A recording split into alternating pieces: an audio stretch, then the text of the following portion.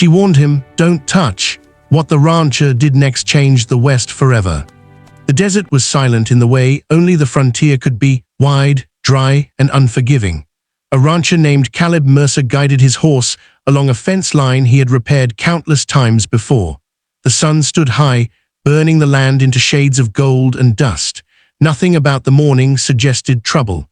Nothing warned him that his life was about to change. Then he heard it. A sharp cry cut through the air, strained with pain and anger. Caleb pulled his horse to a stop. At first, he thought it was the wind playing tricks on him, but then the voice came again, clearer this time, stronger, despite the suffering behind it. "It hurts. Don't touch the restricted area." Caleb's chest tightened. He turned his horse toward the sound and rode slowly, carefully, until the scene came into view. Between two rough wooden posts stood an Apache woman, bound by thick ropes. Her arms and legs were stretched painfully, her body marked by dust and struggle, yet her eyes burned with defiance, not fear. Caleb froze. He had lived his whole life on this land. He had seen cruelty, injustice, and violence. But this was humiliation dressed up as punishment. Whoever had done this had not only restrained her body, but tried to break her spirit. She noticed him then. Her eyes locked onto his, sharp and cautious. She didn't scream again. She didn't beg. Instead, she lifted her chin slightly, even as pain trembled through her body. "Stay back," she said. "If you're like the others, just leave." Caleb slowly raised his hands, stepping off his horse. He kept his distance, his movements calm and deliberate. He knew one wrong step could make things worse for both of them. "I'm not here to harm you," he said quietly. "I swear it." The woman studied him, searching his face for lies. The wind tugged at her torn clothing, the ropes creaked against the posts, and the silence between them grew heavy. Caleb felt it pressing on his chest, the weight of choice. He could turn around, ride away, pretend he never saw this. Many men would. But Caleb didn't.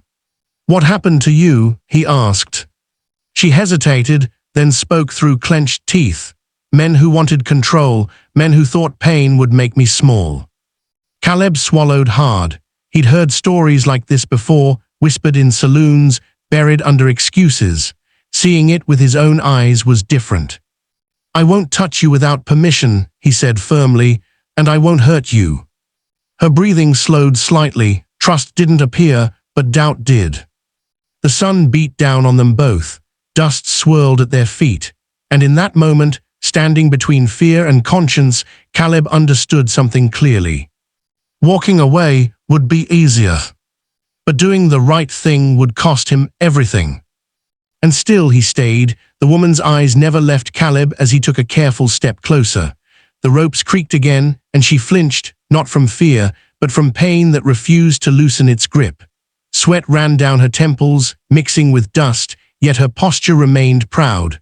Whatever they had done to her, they had not broken her will. "Stop right there," she warned. "Any closer without my word, and you'll regret it." Caleb stopped instantly. "That's fair," he said. "You set the rules." Her brow tightened. She wasn't used to that. Men rarely waited for permission, especially out here. The frontier rewarded force, not restraint. She studied him again, this time longer. "My name is Naya," she said at last. "If you're going to stand there judging my pain, at least know who I am." "Caleb Mercer," he replied. "This is my land, or what's left of it." Naya let out a short, bitter laugh. "Then your land has been used for cruelty." Caleb nodded slowly. "Not by my hand." A long silence followed. The wind whispered through the fence rails, carrying with it the distant cry of a hawk. Caleb glanced around, checking the horizon. Whoever had tied her here could return at any moment. "They might come back," he said. "If they do, things will turn ugly." "They always do," Naya replied. Caleb felt anger rise in his chest, sharp and unfamiliar. "I can cut you free," he offered, "but I won't touch you unless you say so." Naya's jaw tightened. "You don't understand," she said. "These ropes aren't just rope, they're a message." "To whom?" "To anyone who thinks I don't belong." Caleb took another slow breath. Then let me help you send a different one. She looked away, eyes closing briefly as pain surged again. When she opened them, something had changed, not trust, but resolve.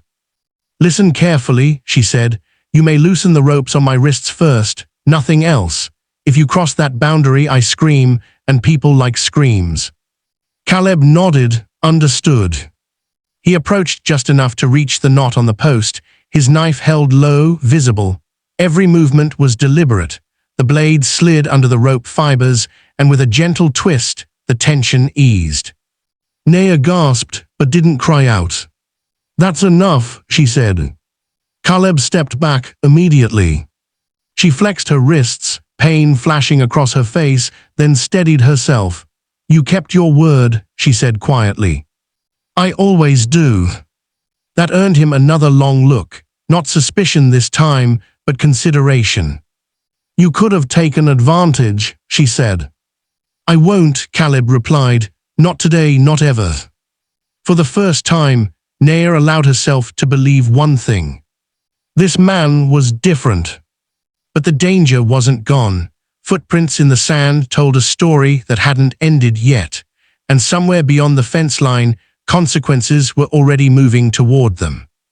Caleb looked at the horizon and knew the truth. Helping her was only the beginning. The wind shifted, carrying with it a sound that made Caleb's hand tighten around his knife, a distant hoofbeat. Naya heard it too. They're coming back, she said quietly. Caleb followed her gaze toward the far ridge, where dust curled into the sky like a warning. Whoever had left her tied, they had not gone far, and they would not be pleased to find her no longer helpless. We need to move, Caleb said. Now. I can't, Naya replied through clenched teeth. Not yet. Caleb's eyes dropped briefly to the remaining ropes, then returned to her face. Tell me what you need. She studied him, measuring time against pain. My ankles, she said. Loosen them, but don't remove everything. If they see me free, they'll assume the worst. Caleb nodded once. He moved quickly but carefully, cutting only enough rope to give her movement without making it obvious. Naya tested her footing, wincing but standing. You're stronger than you look, Caleb said. Naya gave a sharp smile. Survival teaches strength. The hoofbeats grew louder. Caleb led her toward the fence line, keeping low. His horse stamped nervously, sensing the tension. As they reached the shade of a weathered oak, voices drifted through the air, rough, careless laughter. There, Naya whispered, those men took my brother. I stayed behind to slow them down. Caleb's jaw tightened. Are you saying they'll hurt him? They already have. The words hit him harder than he expected. This was no random cruelty. This was a pattern, and patterns didn't end on their own. Caleb peeked through the fence slats. 3 men rode toward the posts where Naya had been bound. When they saw the loosened ropes, their laughter stopped. One of them dismounted, cursing, someone been here. Caleb's heart pounded. If they were found, there would be no talking his way out. He turned to Naya. I can get you out of here. My ranch is 2 miles west, safe water, shelter. And my brother, she asked. Caleb hesitated. That hesitation was answer enough. Naya straightened, pain flaring across her face. Then I'm not leaving. Caleb grabbed her arm, not roughly, but urgently. You won't survive them alone. She met his gaze, fierce and unyielding. I've survived worse.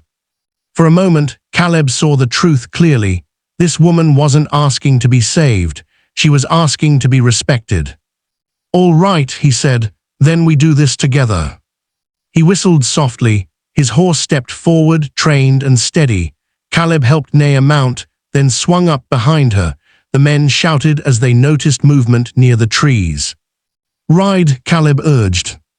The horse bolted forward, hooves pounding the earth as bullets cracked into the dirt behind them. They raced across the open land, wind tearing at their clothes, fear chasing them hard. But as the ranch came into view, Caleb knew something else too. By choosing her side, he had made enemies he could never outrun. And this story, whatever it was becoming, had crossed the point of no return. Caleb's ranch came into view just as the sun dipped lower in the sky, painting the land in long shadows. The horse slowed as they crossed the familiar fence line, dust settling around them. Caleb helped Naya down carefully. She staggered but stayed on her feet, refusing his arm after a second. "This place won't protect you," she said. "Those men don't stop." "They'll have to," Caleb replied, "because this is where I draw the line." He led her into the barn, where the smell of hay and leather filled the air. Caleb grabbed a canteen and handed it to her. She drank slowly, her hands shaking now that the danger had briefly passed. "You could have left me," Naya said. "Most would have." Caleb leaned against a post, exhaustion catching up with him. "I've spent my life fixing fences and pretending that was enough. Today proved it is." Before she could respond, a gunshot cracked through the air. The barn walls splintered inches from Caleb's head. "They're here," Naya whispered. Caleb moved fast. He pulled a rifle from the rack and checked the chamber. "Stay behind me." "I don't hide," she replied. Another shot rang out. Voices followed, angry, impatient. The same men. One shouted, "Hand her over, rancher. This doesn't concern you." Caleb stepped outside, rifle steady. "It does now." The leader laughed. "You think one man can stop us?" "No," Caleb said calmly, "but I think you'll regret trying." The standoff stretched tight as a drawn wire. Naya watched from the shadows, seeing something she hadn't expected, resolve without cruelty. Caleb wasn't eager to fight. He was ready to stand. A third man circled the barn. Naya noticed first. "Left side," she warned. Caleb turned just in time, firing a warning shot into the dirt. The man froze, hands raised. Silence fell again. "You don't own her," Caleb said. "You never did." The leader's face twisted with rage. "She belongs to the past." Naya stepped forward then, standing beside Caleb despite the danger.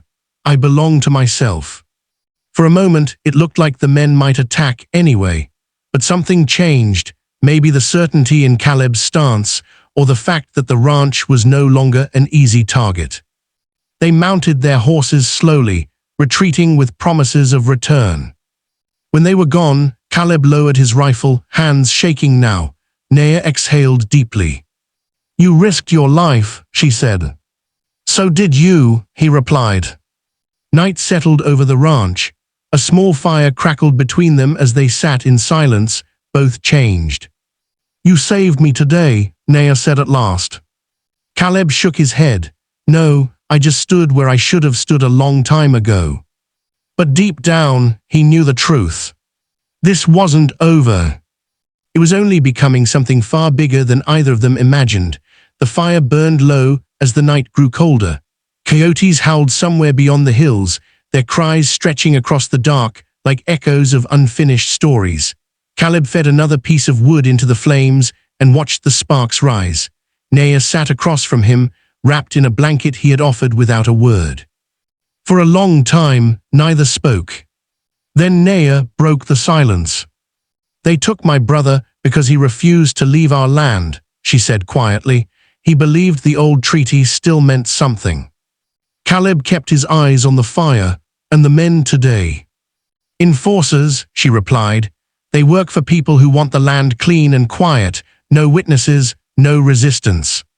Caleb felt a slow burn of anger. "I've heard rumors, never thought they were true." "They are," Naya said, "and now they know you're involved." Caleb finally looked at her. In the firelight, he saw exhaustion behind her strength. "You didn't deserve what they did to you." "No," she said, "but I expected it." That hurt more than anything she could have said. She told him about her people, how they had been pushed farther back each year, promises broken with smiles and signatures, how her brother stood firm when others were afraid, how she stayed behind to buy him time, knowing the cost. "I wasn't meant to survive," she admitted, "but I did." Caleb listened, fists clenched, every word carved something deeper into him. "If they come back," he said, "I won't hand you over." "That means war," Naya replied. "Then so be it." She studied his face, searching for doubt. She found none. "You have a wife," she said suddenly. Caleb stiffened. I did. The fire popped softly. She died 2 winters ago, he continued. Illness took her slow. After that, I stopped caring about much of anything. I'm sorry, Naya said, her voice gentle. Caleb nodded. Helping you, it reminded me what standing for something feels like. The wind shifted. Somewhere far off, a horse whinnied. Naya stood slowly. If they take my brother beyond the ridge by morning, we may never find him. Caleb rose with her. Then we don't wait for morning. She met his gaze, surprised. You do that? I already crossed the line, he said. Might as well finish the walk. They shook hands. No romance, no promises, just trust forged under fire. As they prepared to ride out, Caleb knew the truth. Saving Naya had awakened something in him. And confronting what came next would either destroy them both, or finally set things right. The sky was just beginning to lighten when Caleb and Naya rode out, the stars fading behind them. The land was quiet, but it was the kind of quiet that held its breath. Every mile they crossed carried risk, yet neither of them slowed. They found the camp near a dry riverbed. 2 men stood guard. A third sat by the fire, Naya's brother, bound but alive. Naya's heart surged. Caleb raised a hand, steadying her. Wait for my signal. The moment stretched thin. Then Caleb fired a shot into the dirt, close enough to startle but not kill. The guards turned, confused, scrambling. Naya moved fast, slipping through the shadows like she had done all her life. She reached her brother first, cutting him free as Caleb held the men at bay. You should have stayed out of this, the leader shouted. Caleb stepped forward, rifle steady. You should have never crossed it. The standoff ended quickly. Outnumbered and exposed, the men backed away. One tried to run, he didn't get far. When the dust settled, silence returned. Naya embraced her brother, relief breaking through her strength at last. Caleb turned away, giving them privacy, watching the horizon for threats that never came. By the time the sun rose fully, it was over. They returned to the ranch together. Word spread fast after that. Men like the ones who came for Naya learned something important. This land was no longer quiet ground. Days passed. Naya and her brother prepared to leave, heading back toward their people with proof of what had been done. Before they parted, Naya stood with Caleb near the fence where everything had begun. You didn't save me, she said. You stood with me. Caleb nodded. That was enough. She met his eyes. This land will remember what you did. Caleb watched as they rode away, feeling something he hadn't felt in years. Not loss, not anger, but peace. Weeks later, Caleb repaired that same fence one final time, not because it needed fixing, but because it marked a place where a choice had been made. The frontier didn't change overnight. It never did. But sometimes, one man refusing to look away was enough to shift the ground beneath it. And the land remembered months passed, and the land slowly returned to its familiar rhythm. The dust settled. The fences stood firm. The ranch breathed again. Caleb Mercer worked from sunrise to sundown, just as he always had, but something inside him had changed. The silence no longer felt empty, it felt earned. The trouble never returned. Word had traveled faster than bullets. Men who once believed fear ruled the frontier learned that resistance had roots now, not loud ones, not violent ones, but steady. One afternoon, as the sky stretched wide and blue, a familiar figure appeared on the ridge. Caleb knew before she reached the gate. Naya dismounted calmly, older somehow, stronger, surer. Her brother waited behind her, along with 2 elders from their people. They had come not in anger, but in purpose. We kept our land, Naya said simply, because you stood with us. Caleb shook his head. You did that. She smiled. Sometimes standing is enough. They shared coffee on the porch as the sun dipped low. No past wounds were reopened. No promises were demanded, just understanding. Before she left, Naya handed him a small woven band. So you remember, she said. Caleb tied it around his wrist without question. When they rode away, he didn't feel loss. He felt respect. Years later, travelers passing through would hear stories, not of violence, but of a rancher who chose not to look away, of an Apache woman who refused to be broken, of a line drawn quietly in the dirt that changed everything. Caleb never remarried. He didn't need to. His life had found balance again. Sometimes at dusk, he would stand near the old fence posts where it all began. The ropes were gone, the scars had faded, the land stood open and unafraid. He understood something then that most men never did. The frontier wasn't about power. It was about choice. And once, when it mattered most, he chose right. The wind carried the memory across the plains. And the land remembered.